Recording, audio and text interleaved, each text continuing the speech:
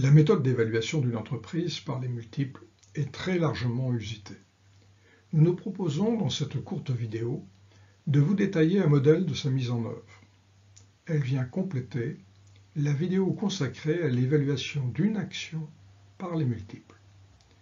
Nous avons préféré les distinguer pour éviter les choses-trappes qui ne manquent pas, comme nous le rappelons au chapitre 9 de notre ouvrage « Gestion de portefeuille et marché financier » paru chez Pearson France.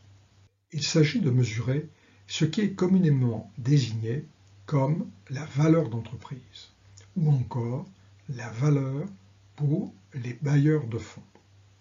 Pour déterminer la valeur pour les actionnaires, il convient alors de déduire le montant des dettes et d'effectuer si nécessaire quelques ajustements. La méthode exige de choisir les entreprises considérées comme comparables et les inducteurs pertinents. Voyons le principe général à travers un exemple développé dans l'ouvrage. Le principe général de la méthode est simple. Il s'agit d'identifier au sein d'une population d'entreprises suffisamment comparables à celles qu'il convient d'évaluer, les liens statistiques entre les valeurs d'entreprise attribuées à des titres cotés et des variables financières observables que nous désignerons sous le vocable d'inducteur. Une fois ce lien établi, il est utilisé pour déterminer la valeur fondamentale d'entreprise de la société étudiée. Pour mettre en œuvre la méthode, il y a 3 choix préalables à réaliser. Déterminer quels seront les inducteurs à privilégier. Sélectionner une liste de firmes considérées comme comparables à celles à évaluer. Et enfin, recourir à une ou plusieurs approches afin de proposer une fourchette de valeurs fondamentales. Nous recommandons 5 catégories d'inducteurs. Ceux liés à la rentabilité de la firme pour ses bailleurs de fonds. Ceux liés à sa capacité à générer des cash flows. Ceux en rapport avec les capitaux mobilisés. Ceux liés à l'activité et ceux liés à la croissance. Pour le premier, la mesure essentielle est l'EBIT. Selon l'information disponible, on privilégiera l'EBIT prévu pour la période à venir. À défaut de données, on peut toujours utiliser le dernier EBIT passé connu. Certains proposent l'EBIT glissant, calculé à partir des 4 derniers trimestres écoulés. Enfin, on peut utiliser le résultat d'exploitation augmenté des produits financiers. Enfin, mieux vaut ne pas utiliser des mesures comme le résultat net ou le bénéfice par action. En effet, ces mesures sont situées après la prise en compte des charges financières et ne permettent pas de comparer des entreprises qui auraient des niveaux d'endettement différents. La seconde catégorie d'inducteurs est ceux liés à la capacité de la firme à générer des cash flows. La mesure la plus appropriée est l'EBITDA, c'est-à-dire une mesure de résultat non seulement avant prise en compte des impôts et des charges financières, mais aussi des dotations aux amortissements et aux provisions qui ne constituent pas, elles, des décaissements. On peut aussi, dans certains cas, préférer l'EBITDAR, avant loyer de location de biens immobilisés, quand les firmes utilisent fortement ce type de location. Enfin, il faut éviter toute mesure prenant en compte les décaissements liés au financement, charges financières, les dividendes, car les firmes peuvent avoir des leviers de la dette différents. La troisième catégorie d'inducteurs est celle des capitaux.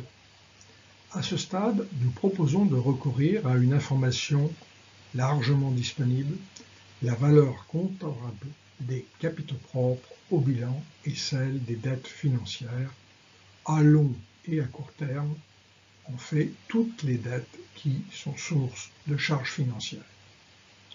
Ici encore, nous recommandons par souci de cohérence de ne pas se référer à une mesure comme les fonds propres seuls ou la valeur comptable par action book per share, car là encore, la comparaison pourrait être faussée par les différences de levier de la dette.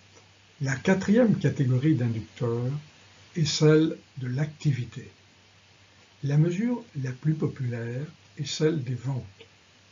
L'avantage est qu'elles sont généralement positives, sauf pour quelques startups n'ayant pas encore réalisé de chiffre d'affaires. Lorsque le chiffre d'affaires actuel n'est pas représentatif du potentiel commercial de la firme, on peut préférer des indicateurs physiques. Nombre d'abonnés, réserves minières identifiées, nombre de clics pour une société Internet, etc., etc.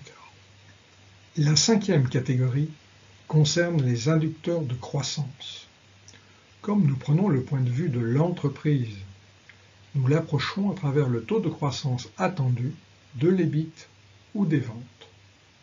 On peut utiliser une mesure à court terme, une mesure attendue ou une mesure à moyen terme quand le court terme est très perturbé. Dans ce dernier cas, il s'agit du taux de croissance géométrique moyen de l'EBIT ou des ventes pour, par exemple, les 3 années à venir. Après avoir choisi ces inducteurs, il est nécessaire d'élaborer la liste des entreprises de référence. La pratique la plus répandue est de construire un échantillon relativement étroit, 4 à 6 entreprises par exemple, qui répond à des exigences relativement strictes. Activité comparable, zone géographique voisine et taille pas trop différente. Une autre approche cherche à obtenir une validité statistique plus grande et repose sur des échantillons plus larges, mais nécessairement plus hétérogènes. Même secteur, par exemple, mais pays différents. Les choix effectués doivent toujours être soigneusement motivés. Les mises en œuvre les plus fréquentes consistent à recourir à une série d'approches univariées, c'est-à-dire à une prise en compte d'un inducteur à la fois. Par exemple, la valeur d'entreprise est comparée à l'EBIT à travers le calcul du Value to EBIT ratio, forward s'il s'agit d'un EBIT provisionnel. Il est aussi comparé à l'EBIT DIE ou encore à la valeur comptable des capitaux, avec une forme particulière dans ce cas du ratio market to book. Une comparaison fréquente est celle effectuée avec les ventes. On utilise alors le value to sales ratio. Enfin, la comparaison avec le taux de croissance se fait à travers une forme du PEG ratio, qui est égal au rapport de la valeur d'entreprise à la variation d'EBIT, ou encore à la valeur d'entreprise rapportée à l'EBIT divisé par le taux G de croissance attendue. Ces ratios sont calculés pour toutes les entreprises de référence à partir, bien évidemment, des informations les plus récentes. Dans ce très court exemple, nous avons choisi 3 inducteurs de valeur: l'EBIT, l'EBITDA et les ventes. Nous avons repris également 3 informations essentielles pour calculer les valeurs d'entreprise de ces firmes comparables: leur capitalisation boursière, produit du nombre des actions et du cours boursier, leur dette financière à long terme et celle à court terme. Pour le calcul de ces ratios, il ne faut pas oublier que la valeur d'entreprise qui apparaît au numérateur est toujours positive. Il est donc totalement inapproprié de prendre en compte des dénominateurs négatifs. Si c'est le cas, comme pour la firme D dans notre exemple, il faut s'abstenir de tout calcul. Enfin, il faut prendre garde aux valeurs extrêmes. Une valeur faible d'un dénominateur peut faire prendre des valeurs anormalement élevées au ratio. Aussi est-il bon de les exclure et de ne pas recourir au simple calcul d'une moyenne. Nous proposons deux solutions, soit estimer une médiane, moins sensible aux extrêmes, soit calculer une moyenne en ayant pris soin d'éliminer ces valeurs exceptionnelles. Dans l'exemple projeté, la société à évaluer a les caractéristiques suivantes. Son EBIT est de 103, son EBITDA est de 168 et ses ventes de 1458.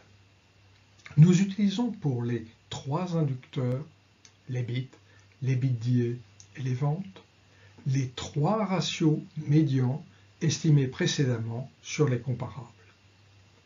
Les valeurs fondamentales s'étalent entre 1331 et 1406. Si l'analyste veut connaître la valeur pour les actionnaires, il doit alors ajouter celle des actifs redondants et retrancher le montant des dettes financières à long et à court terme. Quel que soit l'inducteur considéré, dans l'analyse univariée, on recourt systématiquement au même modèle. La valeur est strictement proportionnelle à l'inducteur et le coefficient de proportionnalité est un ratio unique estimé sur la base d'un très petit échantillon supposé homogène. Cette hypothèse est très forte et elle peut conduire à une impasse. Pour satisfaire l'exigence d'homogénéité, il faut réduire la taille de l'échantillon. Et dans ce cas, la qualité de l'estimation de cette moyenne est extrêmement médiocre.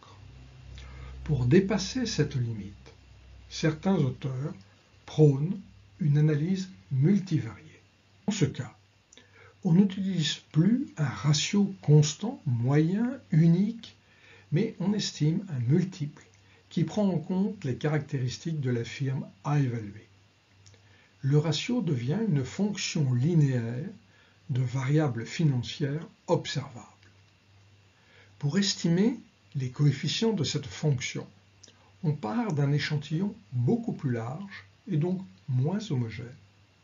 On calcule pour chaque firme le multiple considéré d'évaluation, value to EBIT ratio, value to EBITDA ratio, value to book ratio, value to sales ratio, value to growth ratio, et on estime, à l'aide d'un modèle de régression multiple, ces divers coefficients. Le choix des variables est dicté par leur influence a priori et leur significativité au plan statistique. Cette diapositive présente un exemple d'estimation d'une telle fonction pour le ratio value to EBITDA pour un petit échantillon d'entreprises de matériel électrique et électronique. On peut y voir l'effet de la croissance anticipée sur ce ratio. L'approche est similaire pour les autres ratios. Les tableurs comme Excel permettent d'obtenir ces statistiques avec beaucoup de facilité. En combinaison avec les abondantes bases de données aujourd'hui à disposition, il y a là une réelle voie de progrès à emprunter lorsqu'il est bien difficile de retenir des entreprises vraiment comparables. Si vous souhaitez mettre en œuvre cette approche, le fichier Excel est accessible sur ma page Facebook et surtout, vous trouverez plus de détails dans le chapitre 9 de notre ouvrage « Gestion de portefeuille et marchés financiers » paru chez Pearson France.